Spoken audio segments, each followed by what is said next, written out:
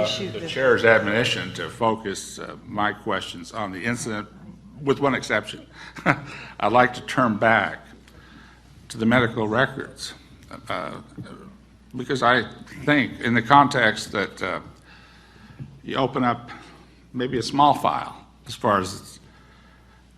most people would consider. You might be able to take a truth embargo blockade and maybe move it a brick at a time, but that's where major cracks start occurring and where things start falling into place. Now, if this panel, for example, and I'm going to talk to each one to see if I could get them to sign a letter that I'm going to be asking them to help compose to both the Veterans Administration and to the President of the United States, because we've had, on a very, well, yeah, wait till you hear what's going to be in the letter. You may not be so enthused. I figure you've had 3 very strong United States senators fighting with the Veterans Administration. I think it's time to ask President Obama himself in a letter, and maybe we'll initially send it to veterans with a copy to him, and then we'll send it to the President, I hope, or something, to ask for something very simple here, something that may not sound very dramatic to anybody, and that's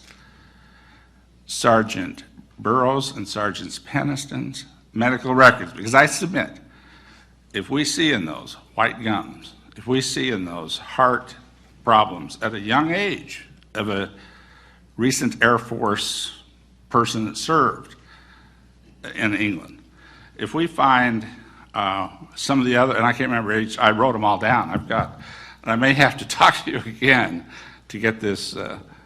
this letter, but I submit that if we find those kinds of evidences, and what there's no legal reason, I've even chatted with an attorney during the break,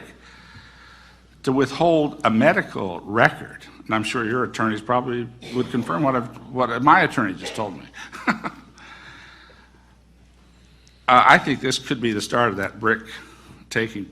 down process, at least, so we'll know.